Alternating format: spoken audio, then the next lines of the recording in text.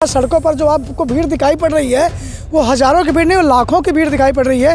देश जुट रहा है, ये दिखाई पड़ रहा है। भीड़ वाली बात नहीं। भीड़ रैलियों में अक्सर देखते हैं, बड़े नेता की रैली होती है तो भीड़ तो जुटी जाती है। असहाय हैं, जो गरीब हैं, जो किसान हैं, जो मजलूम है, जो बेरोजगार है, जो नौजवान है, जिनके अंदर भय का माहौल है, उनके भय को ख़त्म करके, क्योंकि राहुल जी ने कहा डरो मत।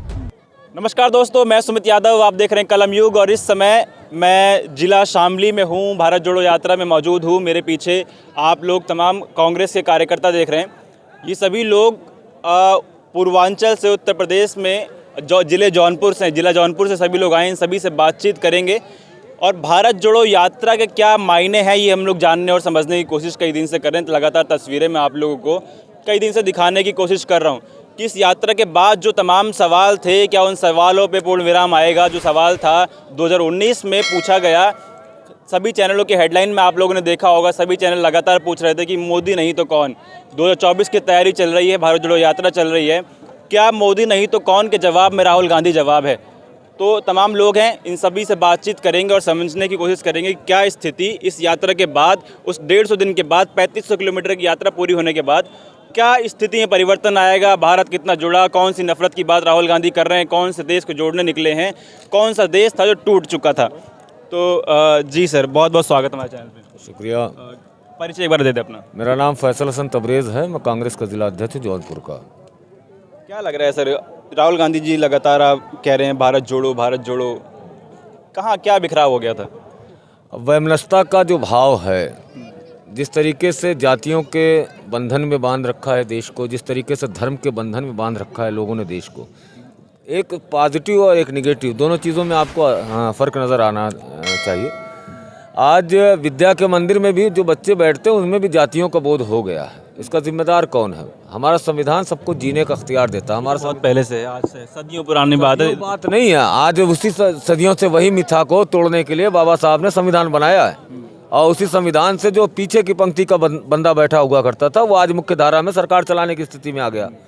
तो ये देने का काम हम लोगों ने किया था, मोहब्बत का काम हमने दिया था।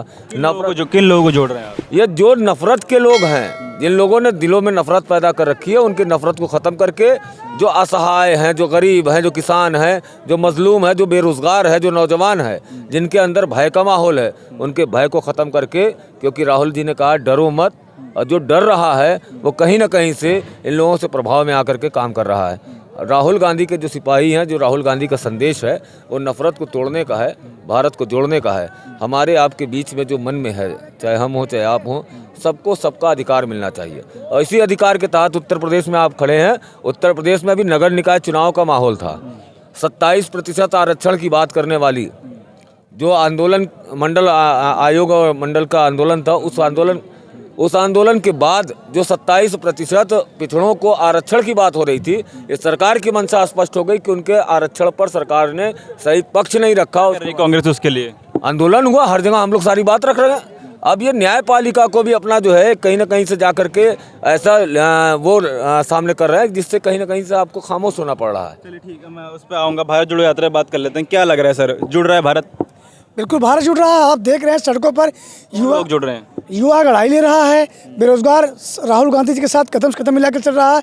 वो गरीब, वो मजलूम, वो किसान जो भाजपा सरकार में मारा फिर रहा था, वो आज राहुल गांधी जी के साथ कंधे से कंधा मिला करके चल रहा है। सड़कों पर जो आपको भीड़ दिखाई पड़ रही है वो हजारों की भीड़ नहीं, वो लाखों की भीड़ दिखाई पड़ रही है। देश जुड़ रहा है, ये दिखाई पड़ रहा है। भीड़ वाली बात नहीं। भीड़ रैलियों में अक्सर देखते हैं, बड़े नेता की रैली होती है तो भीड़ तो जुटी जाती है। लेकिन वो जो बात नफरत छोड़ने की कर रहे हैं, मेरा सवाल हमेशा रहता है, दो तरीके के लोग थे, एक जो नफरत का शिकार हुए और एक जो शिकारी थे, मतलब जो खुद में नफरती थे। दोनों लोग जुड़ रहे हैं या नहीं? देखिए, हमारी बात सुनिए कि हमारे देश की जो मौजूदा सरकार है, उस सत्ताधारी दल पार्टी के जो मातृ संगठन है, उसने इस देश में कहीं न कहीं मंदिर, मस्जिद, हिंदू मुसलमान अगड़े पिछड़े के नाम पर नफरत का बीज बो दिया था, नफरत की दीवार खड़ी कर दी थी। लोगों के दिले बट चुके थे, एक दूसरे को देख करके लोग पसंद नहीं करना चाहते रहे थे। राहुल गांधी जी उसी मिशन को लेकर चल रहे हैं। ये जो भीड़ आप देख रहे हैं, रैली नहीं चल रही है, ये जुड़ाव की भीड़ है। भारत जुड़ रहा है, राहुल गांधी जी के साथ खड़ा हो रहा है, नफरत के खिलाफ खड़ा हो रहा है। और आप देखें कि बेरोजगारी के मामले में भारत दुनिया का सबसे बड़ा देश हो गया है। हुआ कि नहीं हुआ? तो बट गया कि नहीं भारत हमारा? आज राहुल गांधी जी उसी की बात कर रहे हैं कि हमारे नौजवानों को, देश के पढ़े लिखे नौजवानों को रोजगार की ज़रूरत है।